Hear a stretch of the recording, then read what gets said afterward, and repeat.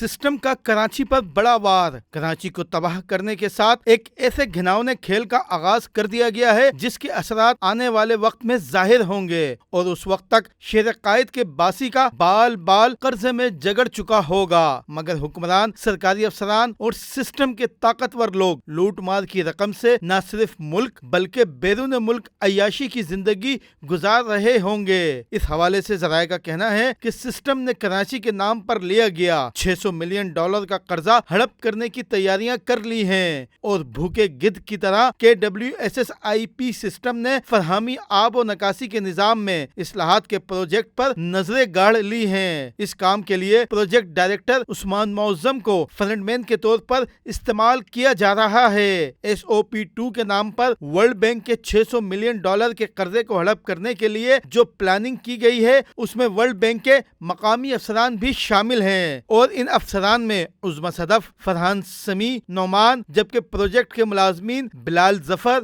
معصومہ رضوی عثمان معظم کے معاون کے طور پر کام کرنے میں مصروف ہیں اور ان کو اہلیت نہ ہونے کے باوجود باہری تنخواہوں اور مراد کے علاوہ منصوبوں کے تمام ٹھیکوں سے معقول کمیشن بطور رشوت دیا جاتا ہے۔ ذرائع کے مطابق سسٹم کی ہدایت پر عثمان معظم نے تمام ٹھیکیداروں سے پیشگی 12% کمیشن وصول کیا ہے۔ حال ہی میں میٹرنگ کا ٹھیکہ لینے والی دو کمپنیوں اڈرو اور ٹوماس کے کنسورشیم سے عثمان معظم نے 12% کمیشن وصول کیا۔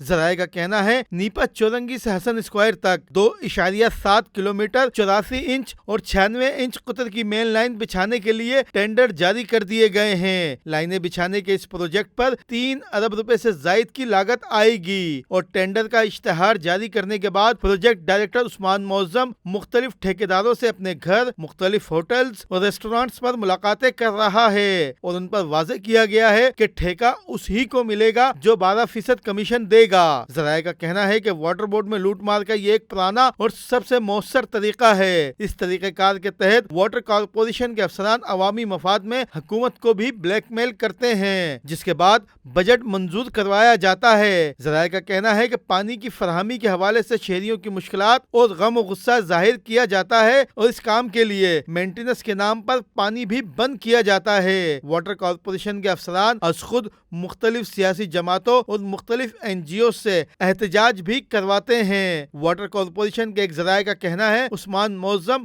واٹر کارپوریشن کے امیر ترین اور کرپٹ افسران میں شامل ہوتے ہیں۔ وہ ہر ادوار میں واٹر کارپوریشن کے اعلیٰ عہدے پر تعینات افسران اور سیاسی شخصیات کے من پسند افسر سمجھے جاتے ہیں۔ ذرائع کے مطابق عثمان معظم نے جب سے پروجیکٹ ڈائریکٹر کا عہدہ سنبھالا ہے، الشان کبوٹا، شیر جان، allied business, ہوان، Meraj limited, Haji Amir and brothers, نور الحق، نیسپاک، ٹوماز اور اڈرو نامی ٹھیکیدار کمپنیوں کو صرف ان شرائط پر ٹھیکہ دیا اور ان سے زبردستی بھاری کمیشن وصول کیا اور یہ کمیشن نہ صرف سسٹم تک پہنچایا اور خود بھی اس سے خوب فیضیاب ہوئے۔